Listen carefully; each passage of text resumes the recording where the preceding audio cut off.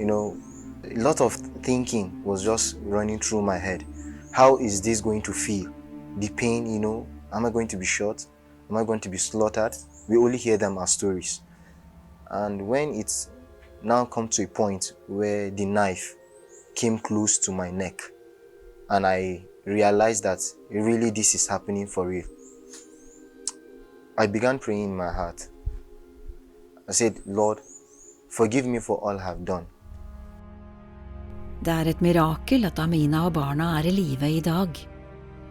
Den nigerianske kristne familien overlevde 2 voldelige angrep fra militante islamister.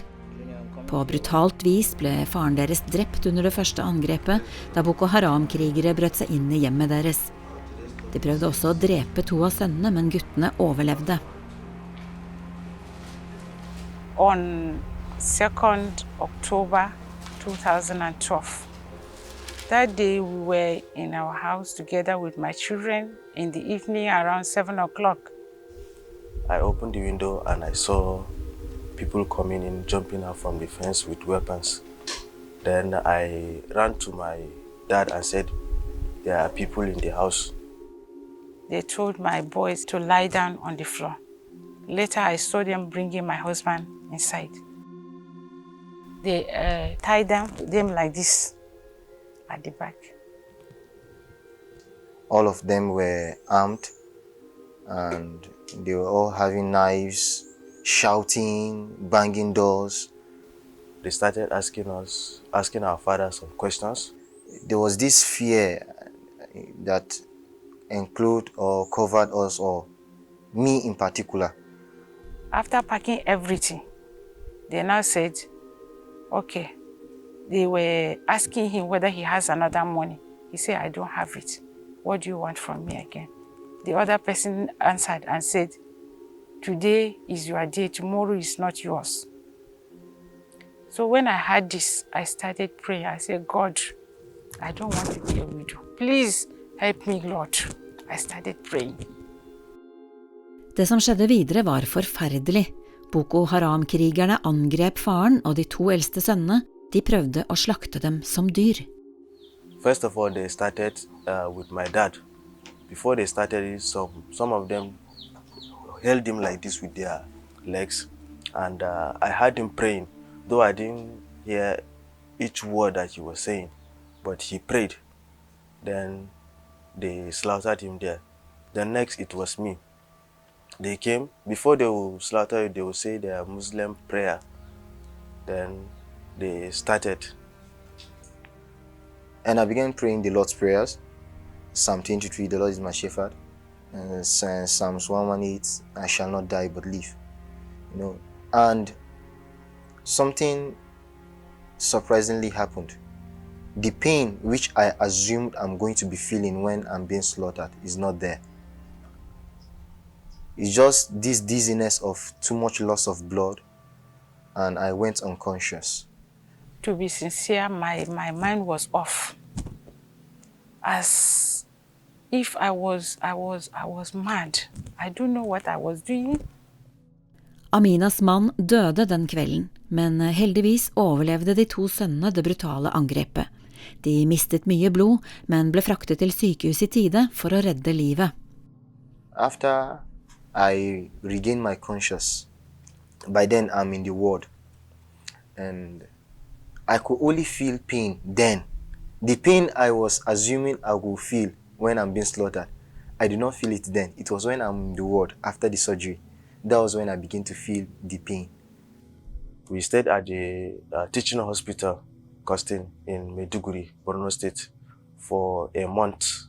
The report for the injury was deep cut.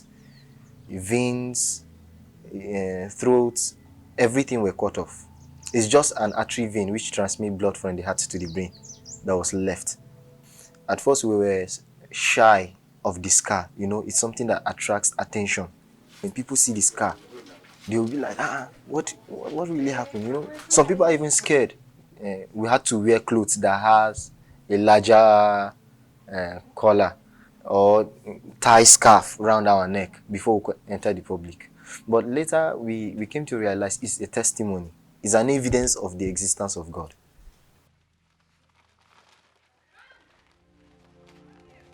Manga og Daniel ble helt friske, og familien lærte å leve med de traumatiske opplevelsene.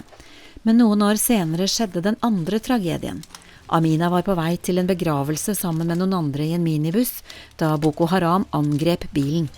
Etter å ha drept mennene, bortførte de kvinnene. They now shot the driver that was driving us, and then they shot the tires. Our car got stopped.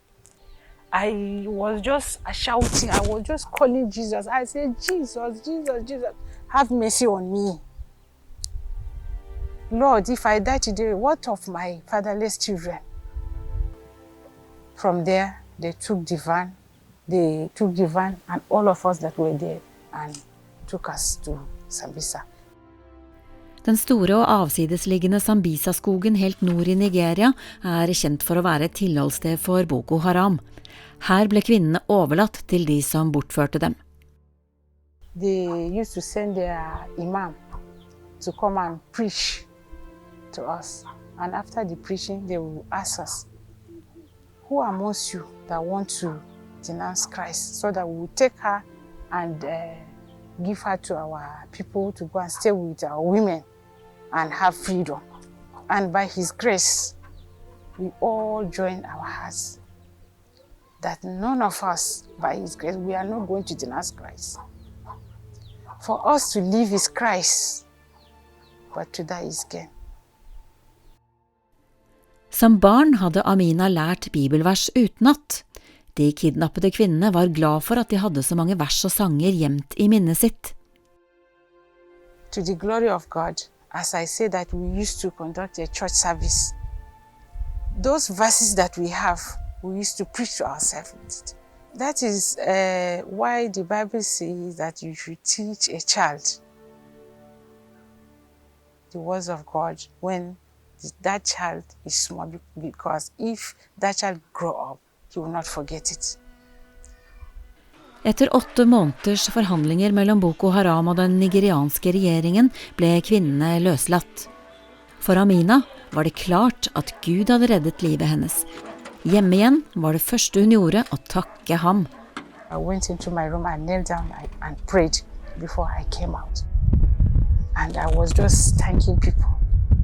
There I started singing a song that says, by His grace, I am alive. Amina var trygg. Samtidig hadde hun dype emosjonelle sår. Hun trengte traumehjelp. Takket være gaver fra våre støttespillere kunne vi tilby henne en ukes retreat. Der lærte Amina å få et meningsfylt liv som kristen og som mor etter alt som hadde skjedd. A person that has gone into this trauma has so many things. There are fear, isolation, anger, and so many things. But after that training, all came down by His grace.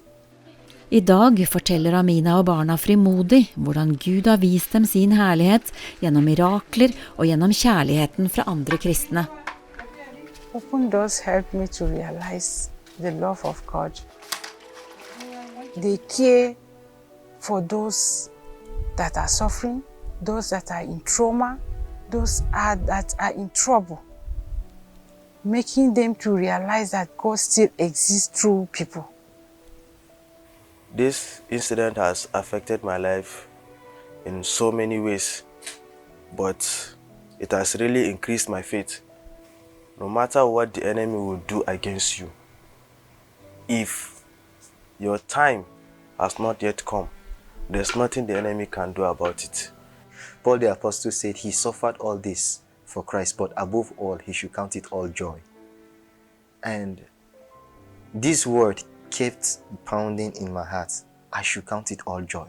But with this hatred of what these people did, count it all joy. But again, with the second chance God gave me, that joy had to exist.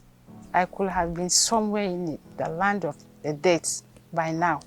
You could have been crying because I am no more. I was just saved by His grace. when this happened and God saved my life, I come to realize that it's not how much I've been close to the Lord then. It's not who I am, nor because the fact that I'm a Christian or my level of spirituality, no. But He just loved me for who I am. He's just there. He's God.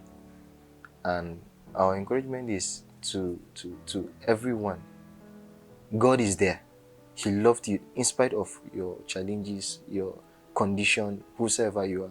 It's not for who you are, but God just loved you.